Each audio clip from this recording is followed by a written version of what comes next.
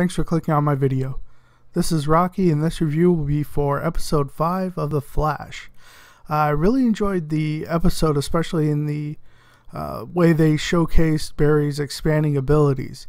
So in this episode, we saw him basically, figure out that he can run up and down the side of a building, which was very cool, especially with him trying to figure out how fast he had to go, and with Caitlin basically saying, just run really fast and make sure you keep up the speed on the way down or you're going to go splat. It was just, I'm liking those moments with the team, especially with this being not actually within Star Labs, within the bar, and them communicating with Barry and just, the back and forth there. We also see him basically, he's figured out a way of disguising his voice by, vibrating his throat muscles very quickly, so it distorts his voice. And I really enjoyed Detective West's reaction to that. Is it pretty much would be anyone's reaction if someone just said, hey, I can mess up my voice by vibrating really fast. And he just kind of gets that almost a Felicity reaction from like Arrow, that kind of giddy almost fanboy reaction. So that was awesome to see. And we also get to see him, run across water, which is, a very classic Flash thing to do, and, he hasn't done before. So we get, that happening.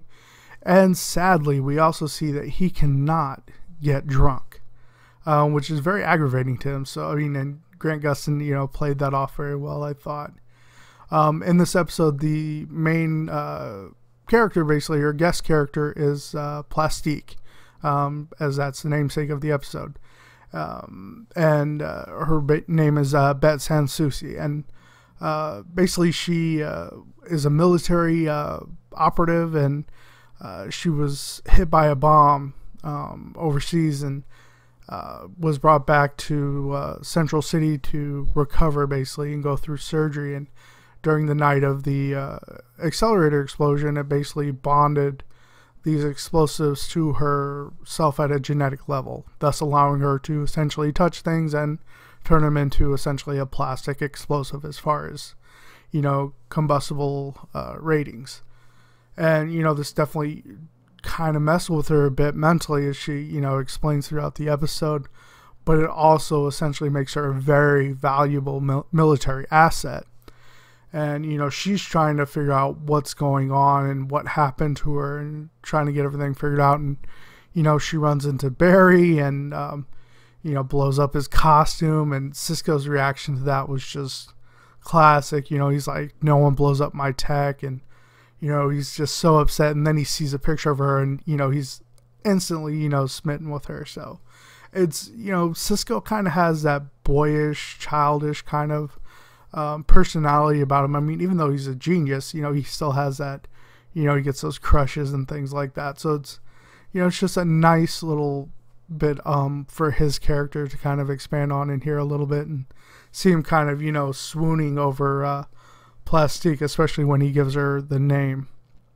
Now, what I did enjoy about her characters in the comics, she was basically just more or less a terrorist, and definitely a villain. In this, they, gave her a more human story, and she came across as, that she was going to be a hero. She wasn't necessarily going to be a villain, especially after Barry explained things to her about how, he's learning to use his powers to help people because he's always wanted to do that, and things like that. Now, unfortunately, she did meet an unfortunate end at the end of the episode, being shot. But I get the feeling she's going to be coming back, because she's a pretty important character in the comics, as she does connect with a lot of other characters. Most notably, she was actually married to the character Captain Atom for a time. And I would definitely love to see him on this show, but I'm kind of scared for that to happen, as far as like power level goes. He's, depending on who's writing him, he's either just below or right on par with Superman. Now, this does present the opportunity that, he could be, essentially the DC TV universe Superman, or equivalent to Superman. That ultimate powered being that, everyone kind of gets measured against, or, that aspires to be. I've heard slight rumors that he might be on here, but nothing confirmed yet. We also get the introduction of General Eiling. So yes, Kurgan has arrived in Central City, as he's portrayed by Clancy Brown, who's one of my favorite actors from Highlander, Earth 2, and his brief stint on Sleepy Hollow. He's a great actor, and it's just great seeing him on this show. He makes a very awesome villain. He makes a good hero as well, but he definitely, I think, excels at the hero. Now, General Eiling, as well, as he's connected to a lot of different stories within the comics. More than likely, through him, we're going to see the evolution and introduction of the Ultramarine Corps, as that's basically what he and Dr. Wells were kind of developing early on, is just expanding on, human potential. And that's kind of what the Ultramarines were in the comics. Granted, they had a lot of problems with terminal illness and things and short, lifespans, basically. But I think we're going to kind of see that direction, especially at the end of this episode where, they have their meeting again. And, it's just kind of left that, there's something more going on with him. He's going to see these metahumans, and I think he's going to start studying them. And, he's definitely going to be a reoccurring villain, I believe. As well as he's also connected to Captain Atom, as he's basically the guy that tricked Nathaniel Adams into becoming, or going through the experiment that made him Captain Atom. Now, Captain Atom is also heavily involved in time travel as a result of his power, so he has that connection with Flash. So, again, it's something I would like to see happen, but I'm not sure if it will. But more than likely, we're going to see General Eiling recruiting his own metahumans for his own team. But, he also in the comics basically did a lot of experimentation on himself as well. So it'll be interesting to see how exactly they play out his storyline. And like I said, I definitely hope that Plastique will be coming back. We'll just have to see how that all gets handled. We get a lot of really nice scenes, tender scenes with Barry and Iris, as she's still continuing on with her blog, and it's upsetting her father as well as Barry, because they realize this is kind of putting her in danger. And Barry talks to her, and he tries to convince her, saying that she doesn't take it seriously because she doesn't even put her name on it. And things like that, which unfortunately pushes her to actually put her name on it. So now this is definitely like throwing up red flags, because if people connect her with the streak, then, it makes her a big target. And, at this point, it's getting to where Barry just wants to tell her everything. So he ends up visiting her as, the streak or the Flash. And he tries his best to convince her to stop writing about him. And she's like, can you stop being a hero? Can you stop doing all these things? And then she basically says that she's doing it for Barry, to prove to him that the impossible does exist, because that's something he's been looking for his entire life because of what happened to his mom. And, that you can visually see that hits Barry pretty hard, because she's doing it for him. And, he loves Iris and everything. So he's got all that emotion involved. But, it doesn't stop her. So he talks to Detective West, and he's, comes to the realization that, the only way that it's going to stop is if he tells her everything. And, her father's like, you really want to tell her, and, things like that. And then he's like, you haven't told her everything. I mean, he obviously knows that Barry's been in love with her and has been waiting for Barry to say something.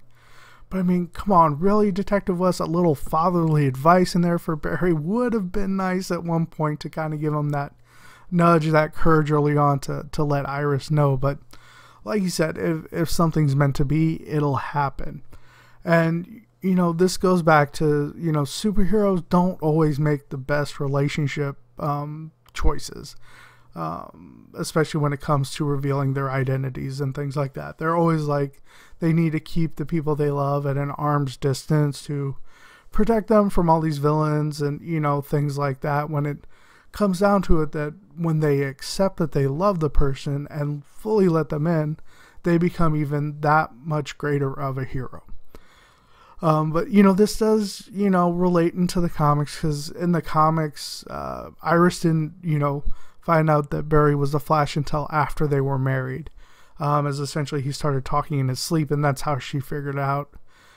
He eventually told her later on, of course, but, you know, they went that whole time with her being a reporter and investigating the Flash, but never knowing that, you know, she was married to him.